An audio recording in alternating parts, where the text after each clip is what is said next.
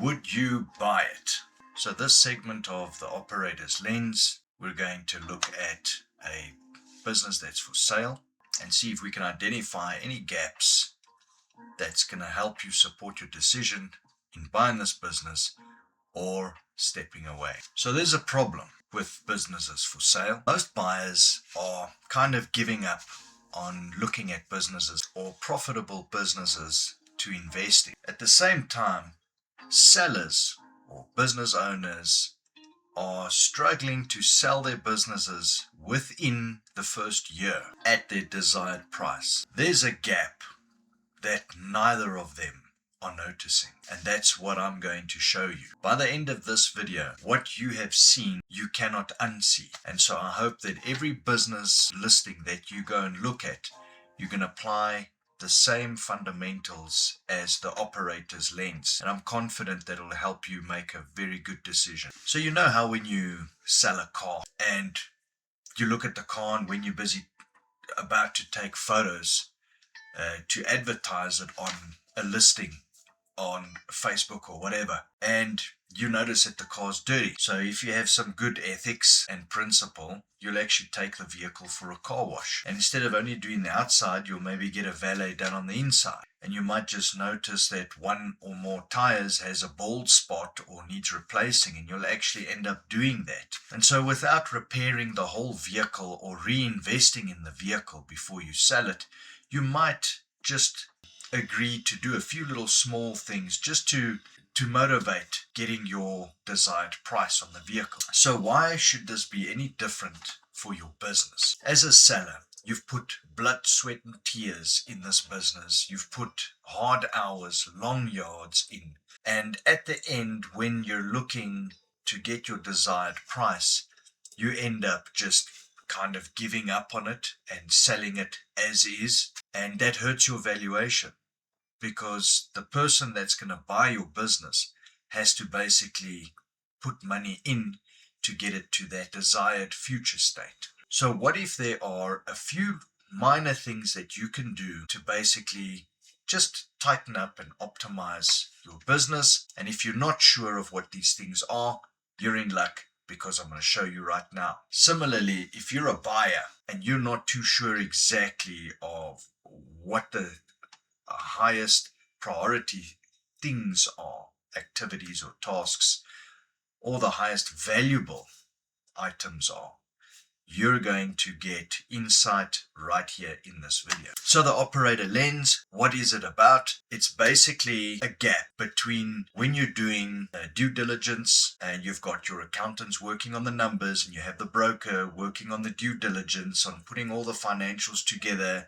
and putting a presentation together of the business that you're going to present to buyers. There is a gap between what the broker and the accountants do, don't do, even your digital team, and you. There are certain things that's overlooked and that doesn't get resolved, and this still hurts your valuation. So the broker basically helps you buy the business. An operator helps you understand what you're actually buying and what you could do after you own it. For a buyer, an operator can help you set up a 90-day plan so that you can get these things going, so that it doesn't affect your profit and your sales, and you can basically start scaling well, learning. Especially in the beginning, you start learning and you get results that you can measure, of which you can subsequently manage after that. Now, when I look for businesses for sale, I go look at some of these directories. I also have business brokers that send me listings.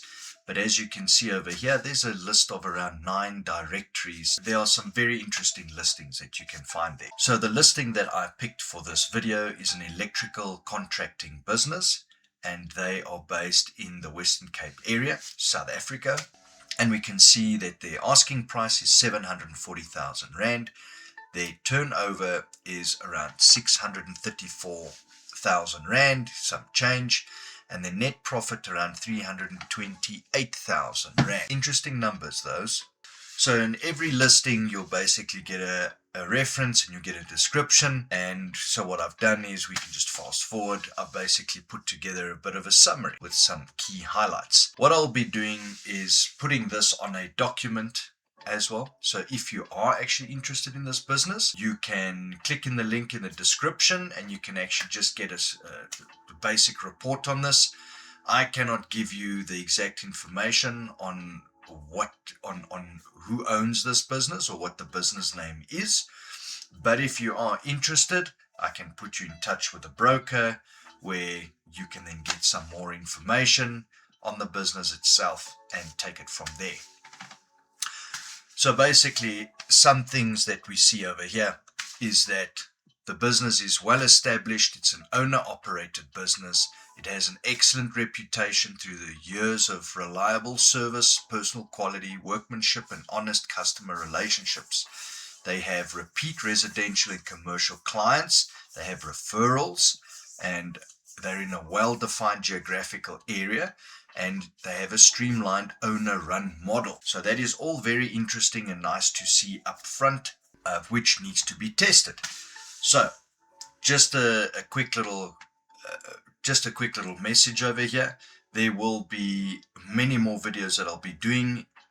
I will be trying to always make this a whole lot better. So you got to let me know.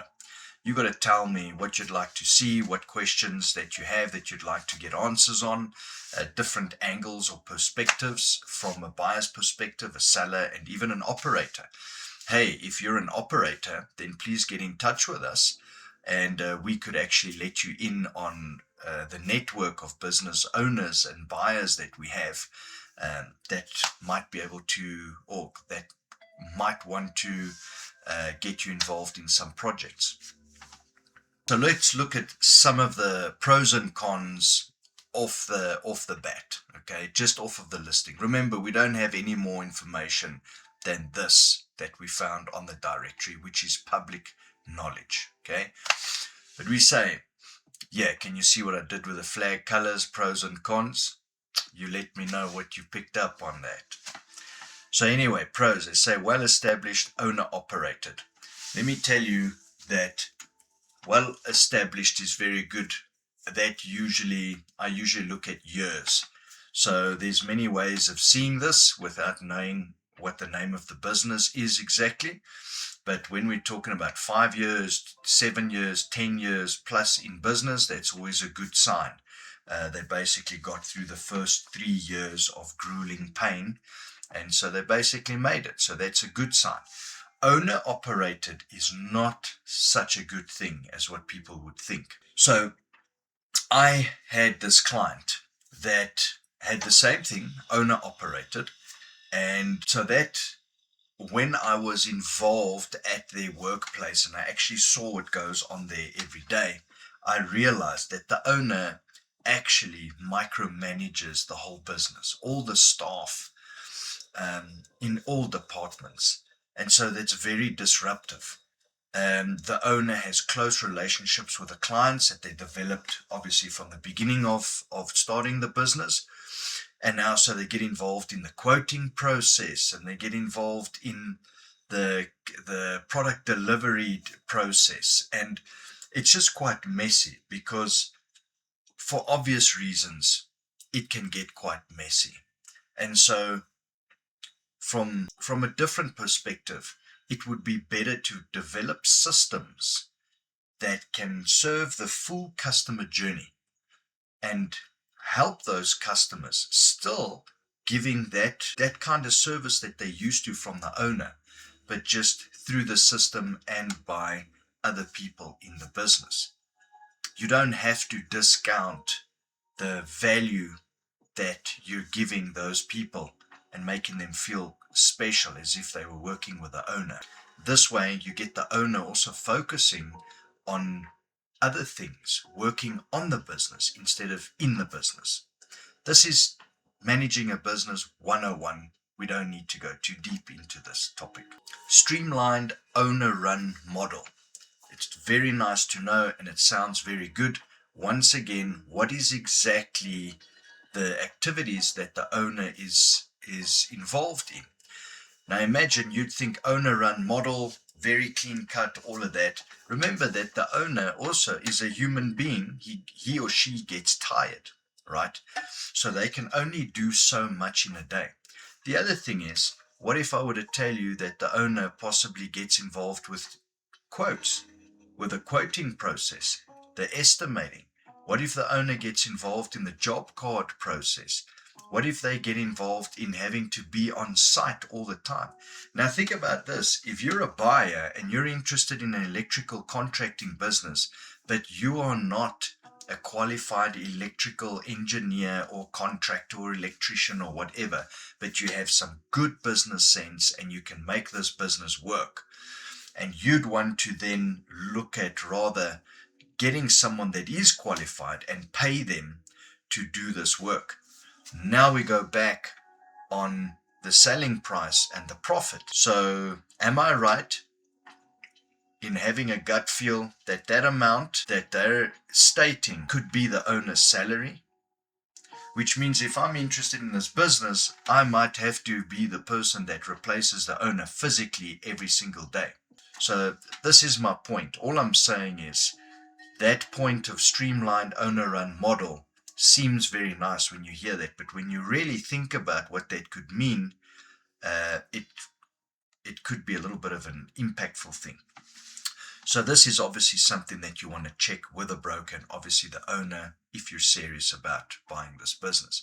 And then loyal customer relationship. This is another one. You might just think that this is amazing. I've got loyal customers. Yeah, when I buy the business, I got that. I remember how a business owner used to just drop everything when a certain client would phone in or someone from the company would visit their offices.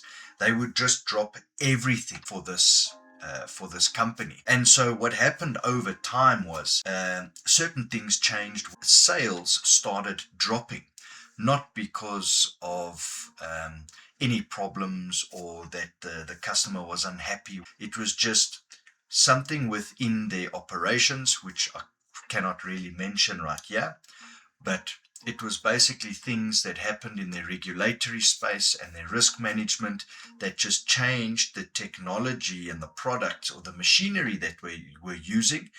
And so these products that they were used to didn't really work for those applications anymore. And so the business owners are still friends and they talk to one another and whatnot, but the products and the sales started dropping. Now, where the problem occurs, where it really becomes an issue, is when that client was praised so much and taken care of so much that the rest of the customer database didn't get as much attention. Even worse, the situation becomes if that 1 or 3 big clients, and a lot of these businesses have that, is 30% or more of the customer portfolio.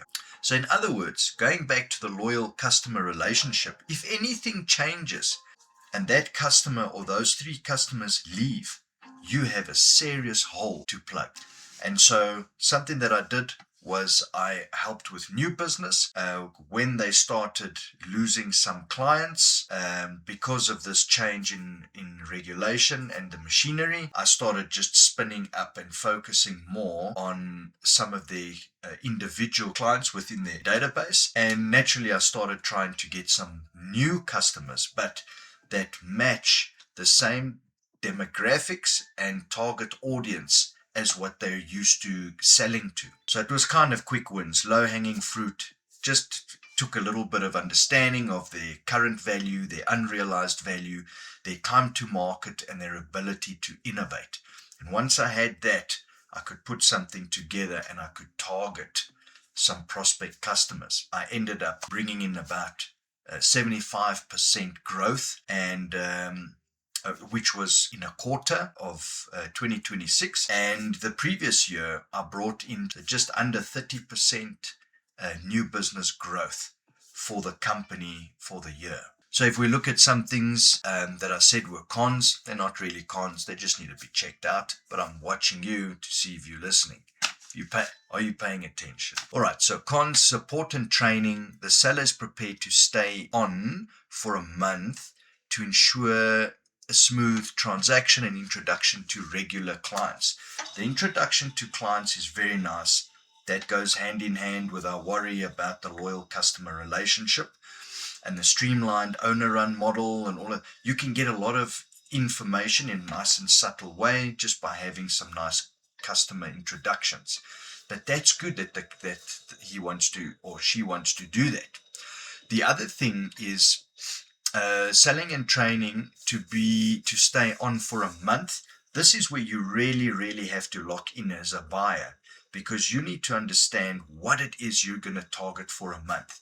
You can't just go there and see what's going on and walk around with the existing owner or the seller and just go and see clients and things like that. You really need to roll your sleeves up. You need to get stuck in. You need to check the brick and mortar. You need to understand the brick and mortar landscape of that business, as well as the digital side of that business. You need to understand the whole landscape, and you need to have a strategy as to what is the highest priority, most valuable activities and tasks that need attention. And you need to drive that. We call it in sprints. So at that time, you can do it weekly sprints, and you could end up doing 4 sprints in 1 month. And that'll give you a very good idea as to what that business has to offer, and some weak points and some strong points. If you don't know this, I'm going to reveal this to you, so don't worry too much about what are sprints. Right, so if you have the operator's advantage, then the first thing that I would do as an operator is I go and I check the competitors. I go and take a look at the environment and the geographic setting. And as we can see in this area, there are around 20 competitors. And if you look at their reviews and their stars and websites and all of that, you can see that they are a bunch that's quite competitive. So this is one of the first things that I would do. The other thing that an operator will do is make clear to you the difference of what business was like before the internet and what business is like now in 2026. Because never mind the internet, we have AI disruption, and that is keeping people very busy, and it's confusing people as well. That's agencies included. Even the agency space, the digital marketing space, is going through serious transition. So it's kind of free for all, right? But what you need to understand, in this image here above the red line, you see what life was like before the internet. I mean, if you go like this with your finger and you remember life before the internet, and it used to search. And even if you do that, you know what that means, right? Let your fingers do the walking. Right, so that was old directory search. So we used to search for everyone, any business or private individuals on what street they lived, what their landline number was, their name and surname. All that was in the telephone directory. The telephone directory has transformed or transitioned into search engine, and that is like Google and Bing and DuckDuckGo and all of these things. There are so many search engines, but the most widely used is Google. So I'm going to use that as an example.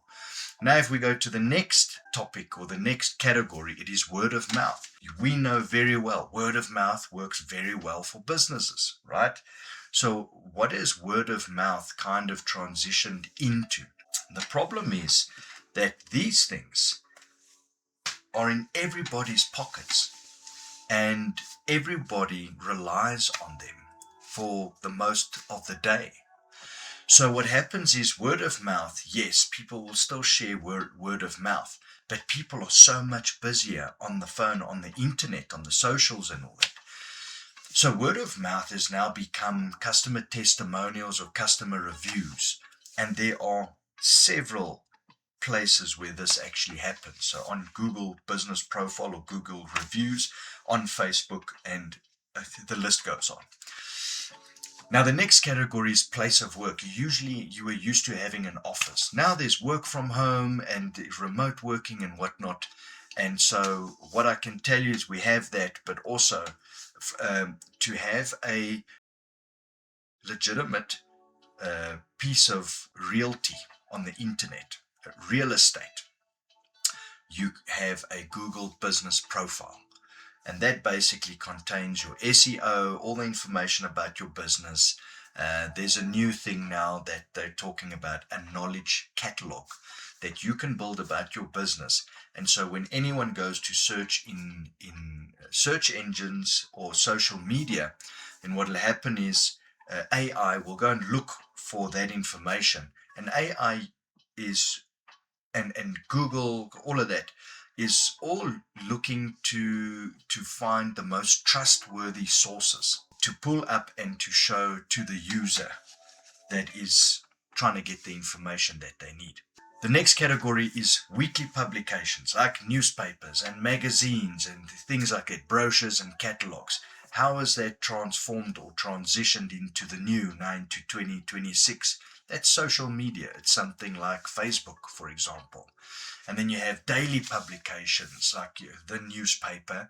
You can say that is, you can position that as Twitter, because Twitter is very fast paced and a lot of messages, a lot of tweets that happens. Twitter X, sorry, the new X used to be Twitter. And so the as it happens used to be like radio and TV, things like that. And so you have YouTube. And you have YouTube on television, you have it on laptops, you have it on phones, you have all of that. So I hope this picture has basically put everything together. It's like a mirror and the great divide, where the more things change, the more they're actually still the same. You just gotta picture it and see the pattern. Operator advantage, what does that mean? So the first thing that I would do as an operator is I would look at my competitors, and I would actually go and search their landscape, their digital landscape. So I'll first go drop in onto Google search and go and see what they're about.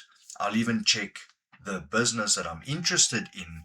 I'll check their Google page and see what Google has even brought up as their competitors. Have you ever seen, if you go and scroll, if you look for a business and you go and scroll down, so from the Google from the Google images and reviews and all of that and the info about the business, if you scroll down, you'll actually see that Google is showing competitors to the person that basically found you. So it is so quick and easy to lose a customer or a potential customer to a competitor. You really need to put effort in to keep them at the top of that banner and get them to click and go into your domain, your real estate on the internet. Right, so the next thing that we can do is we can check out reviews. And you go and read the reviews and you see what people think about this business and the service that they're getting and things like that. Now, you might think it's a waste of time, but I'm going to show you something that I actually discovered about one of these competitors that can give you an advantage if you were to buy this business, or if you're the seller and you'd like to optimize this business. So the next thing we do, the third thing is you go to the website and we go and you check the websites, even competitors. I go and check websites of competitors and I see what their traffic looks like, where the most traffic is coming into, what really entices their viewers or their visitors.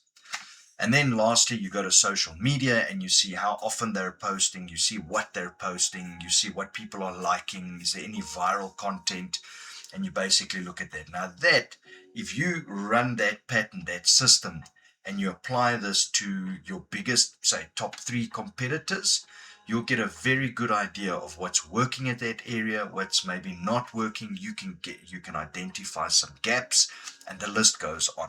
And that's what an operator should do for you. An operator should help you with this.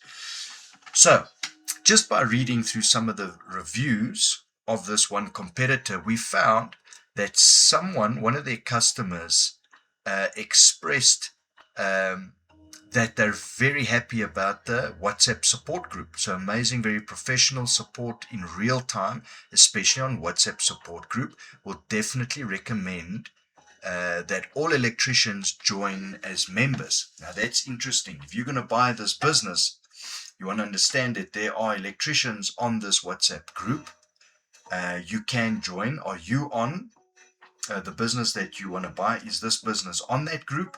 And obviously you want to look at how many members there are, how often you get inquiries, things like it. There's things to be asked and to be checked about that.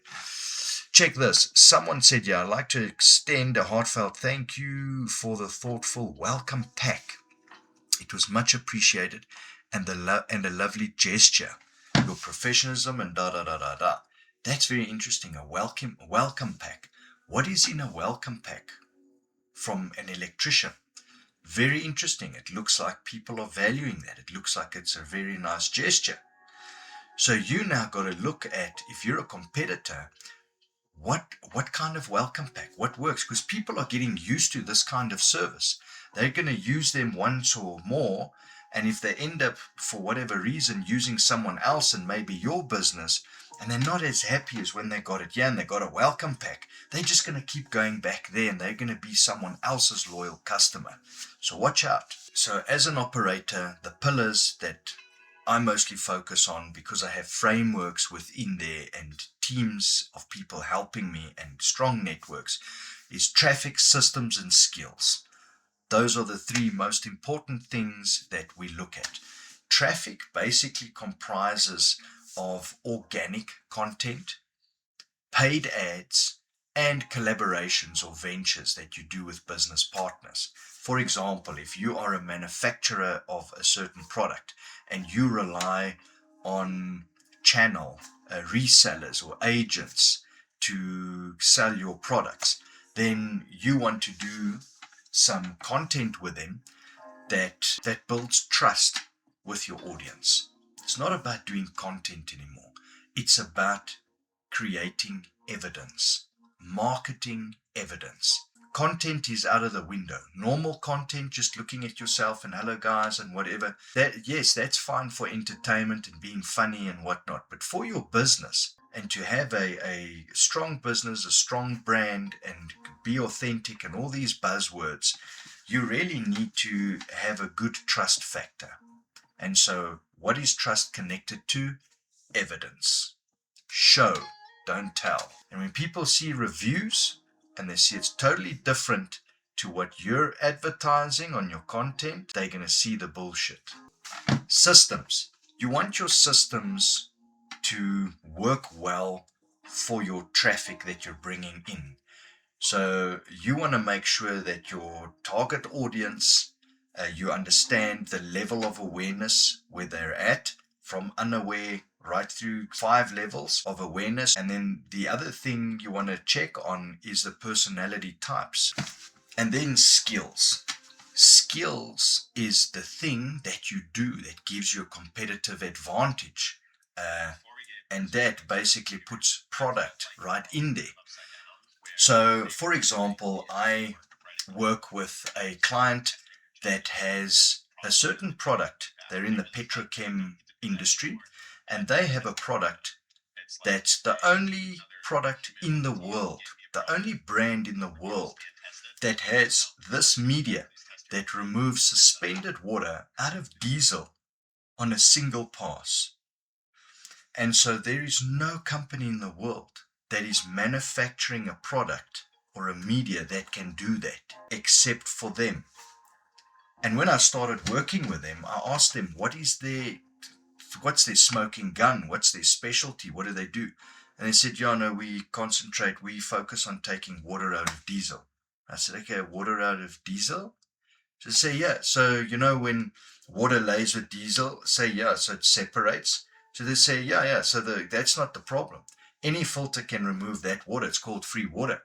The problem is when that diesel mixes with the water, which creates water in suspension, and then goes through to some of the new tier 4, 5, 6 engines and up. And so what happens is it corrodes, damages, and blows injectors and damages the engines of these trucks. And so you have truck engines in generators, you have transporters, you have the mines, and the list goes on. And so the picture opened. But I thought then, okay, but how does the fuel mix with the water like that? And so what happens is it happens like that through energy or inertia. So whenever you start a pump, or those trigger nozzles on the pumps when you go full up. As soon as that happens, or a vehicle moves, that diesel mixes with the water and the water goes up into suspension. And then I realized this problem in the world. And so we started creating some trust-led content, which is based on evidence of what this product can do and how well it works and why it stands out from everything else. And that actually helped gain the growth that we didn't know we were going to achieve. Over 30% growth in new business within 1 year, just taking on that strategy. And that was very helpful when we started understanding our traffic a little bit better, and we started optimizing our systems to serve that traffic and boast about the skills that we had. And so the framework that we use is evidence-based management. And so what that means is there are 3 to 4 frameworks that we basically use to understand the current value of the business, the unrealized value, the ability to innovate, and the time to market for that particular business. And then what we do is we have a process where we take an idea, we hypothesize, and then we run experiments on that idea safely, that it doesn't impact the business negatively. And so from there, we inspect our results and then we adapt. Just like the back of a shampoo bottle, wash, rinse, repeat. And so then how we do that is we set up some intermediate goals, some immediate tactical goals. We understand our current state, what the starting state is, and especially what our strategic goal is. And so what we do then is we take a wish list of the most important things, the highest value items and highest priority, and we look at what can be done in the preceding week or 2 weeks, fortnight. And so what we do then is we take that list of things and we arrange them, and then we say, right, we're going to put this in a 2-week sprint. And for 2 weeks, you have a core delivery team that basically focuses mostly on just those items, and you get it done. So if you want to know more, please subscribe and let me know in the comments if there's anything else that you'd like to know. I'd like to do another video, but because this is fairly new and I don't really see anyone on the internet doing this, if I'm wrong, please keep me honest. And thanks for watching. And good luck if you're buying a business.